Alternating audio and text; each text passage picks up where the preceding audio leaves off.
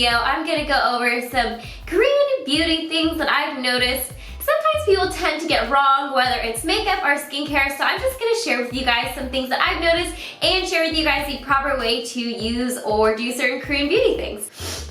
On a side note, I know y'all can tell that I am sick because hello, lady is congested, but I don't know what's wrong with me. My immune system must be super weak because I've been on and off sick for literally the past 2 months. If you follow me on my social media, you're probably fully aware of this. Let me know. Actually, you know what? Don't let me know in the comment section down below what you think it is, because I do not want to read down there that I have cancer or something, God forbid. I don't need that kind of pressure in my life, okay? So just pray for me, okay? But despite being sick, I slapped some makeup on my face and the show must go on. So let's get started into the video. Now first, I'm gonna start off with some skincare stuff. So again, this is involving Korean skincare, typically what people do when they're following a Korean skincare routine and how to properly do these certain things. So the first thing that I'm gonna talk about is sleeping masks. Now we all know how magical sleeping masks are. I am an avid user of sleeping masks because I have super dry skin, so I love waking up and looking beautiful in the morning and having a sleeping mask do all the work for me while I sleep. I am all for that type of life, but sometimes you get a little lazy in the morning and you don't wash it off and then you go straight into applying your makeup. Now let me explain why this is such a bad thing. Sleeping masks are meant to be washed off in the morning. So you're leaving on a barrier on your skin that's essentially going to collect more dirt, more pollutants, more yuckiness throughout the day because it's not meant to be worn out on your skin. Now I have made the mistake several times, which I hate to admit, the mistake of leaving a sleeping mask on and just being lazy. I definitely get these tiny little breakouts. I actually filmed it one time when I did it just to prove my point. So I forgot to wash off my sleeping mask because I was being a lazy little butt. So now I've got a bunch of little bumps all over my skin, so I'm gonna show you exactly what it looks like. Sort of pimple on my lip here. It's not a cold sore, it's a pimple. I got one right here under my nose, and then over here, can you guys see the little breakouts?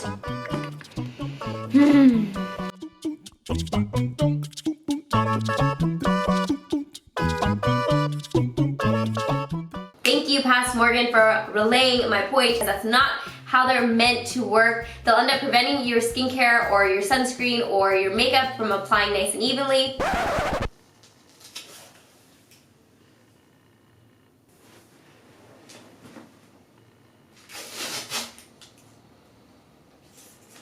Okay, so back to what I was saying. Essentially, long story short, TLDR, sleeping masks are meant to be washed off in the morning, so do not neglect to wash those off or you will face the consequences, aka little tiny bumps or acne or breakouts or anything like that. So wash those babies off. Now, my next thing that I've noticed as far as Korean skincare routines that sometimes people don't necessarily follow is rubbing versus patting. So there's a big difference when it comes to application as far as, I guess, just skincare in general goes.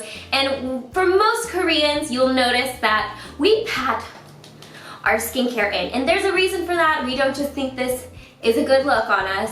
We are patting our skincare into our skin because it's the most effective delivery method for skincare. So when you're rubbing skincare onto your face, you're creating friction on your skin, and most of the time it's kind of thought best to move your face the least amount as possible, just so you don't create any premature wrinkling or anything like that. So any movement on your skin that you can avoid, basically avoid it. The patting actually helps because not only do you not move your skin or you don't create friction to your skin, but you're also essentially slapping the skincare into your face, and you're also bringing blood flow to those areas.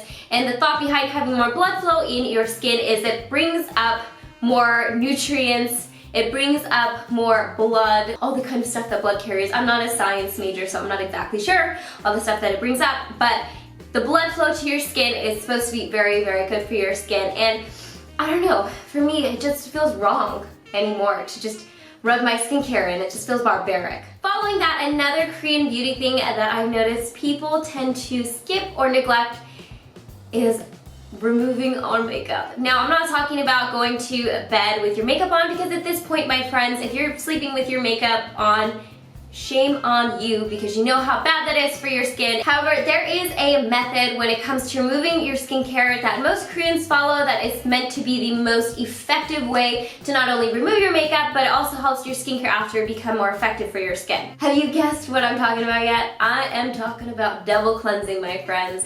Now, double cleansing seems a bit intimidating and at times possibly overly excessive. However, it is a necessity in a Korean skincare routine. Now, first with double cleansing, you start off with an oil cleanser or you start off with a balm type of cleanser, something that emulsifies on your skin, and you work that onto your face to remove your makeup. So that'll remove the bulk of the sunscreen, the powders, the makeup, I use it on my eyes to remove my eye makeup just to kind of start things going. And essentially when you remove the bulk of the makeup that is sitting on your skin off that you're wearing for the day, your cleanser afterwards can be much more effective. So when you go in with your cleanser after using your oil cleanser, your cleanser is actually cleaning your skin instead of working hard to remove your makeup. It's so important, and I think that's one thing from Korean beauty, Korean skincare that is starting to permeate through into the rest of the beauty community that is very important is double cleansing. Now, following that, which kind of follows the vein of cleansing and keeping your skin clear,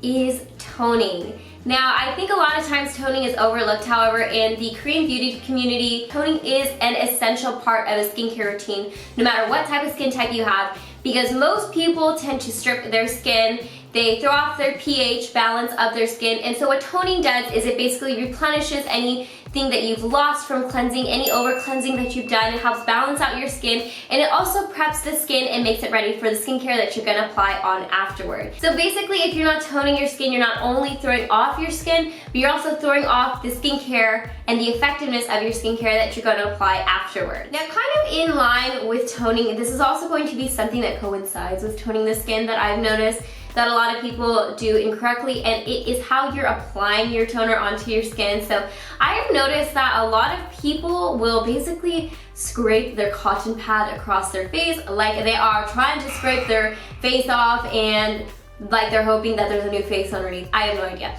But you should not be that abrasive with your skin pretty much at any point unless you're exfoliating, and even exfoliating you should be doing very, very gently. And you guys have seen me do this in my skincare routines, and I'm pretty sure I've explained this in the past, but in case you've missed it, basically how you apply toner is you just splash some onto a cotton pad, you wrap the cotton pad around your fingers, and then you just swipe upward on your skin. Again, you want to be very gentle with your skin, and also you swipe upward to prevent wrinkles, because obviously if you're dragging your skin downward, you're encouraging gravity to basically pull your face in that direction, and it's always better, like I said, to create less friction on your skin in general. So always swipe upward, and again, you don't need to be scraping at your skin. The toner will do the work for you. Now that I've covered Korean skincare, let's go ahead and move on to Korean makeup and Korean beauty in general. Now, I've already done a do's and don'ts of Korean makeup, which I'll put here if you want to check that out, which kind of goes into the technique of makeup. However, I don't think I mentioned this, and this is something that I've noticed, especially with people who aren't well versed in cushion compacts and people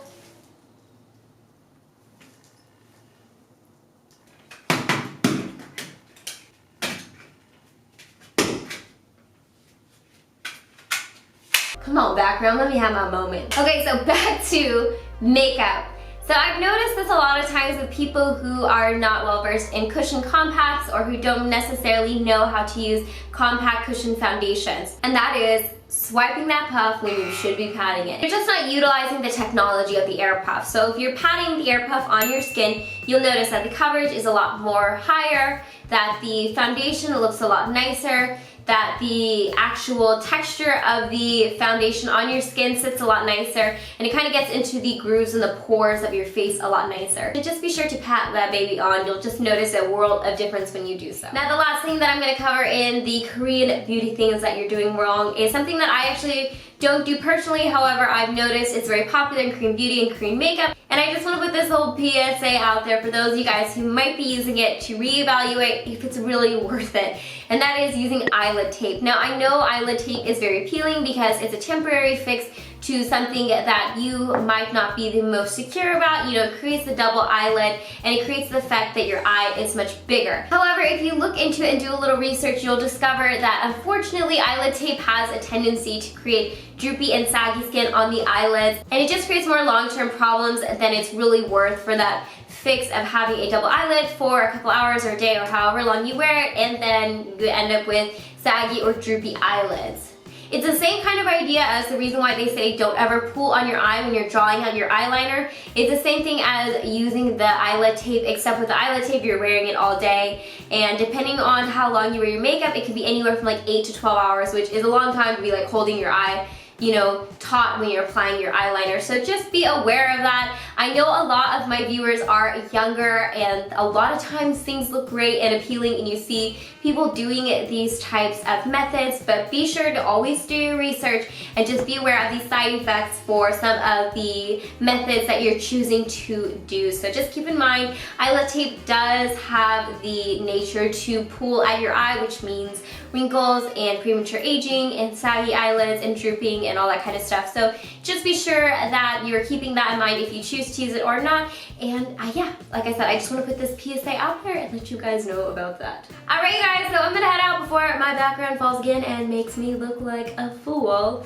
But yeah, I hope you guys enjoyed this video and you found it interesting. If you guys have any more thoughts on this topic, leave them down in the comment section down below. I also have a little announcement to let you guys know about. I am going to start live streaming on Africa TV so we can have a little time, a couple times a month to hang out with each other, chat. You guys can ask me questions. So my Africa channel name is Good Morgan, which I thought was very appropriate and fitting. And my first live stream will be on January 19th at 6 p.m. Pacific Standard Time. I think you can already go over there and like follow the channel, get ready for announcements or anything like that. I'm not really sure how it works. I'm still trying to figure out the bugs, so bear with me because I'm still a newbie at live streaming. But yeah, so I will start doing that soon. Woo, the sun just came out, but as always, I hope you guys are happy and healthy, and don't forget to rate, comment, subscribe, share with your friends and family. I'm gonna go nurse myself back to health, and I will see you guys in my next video.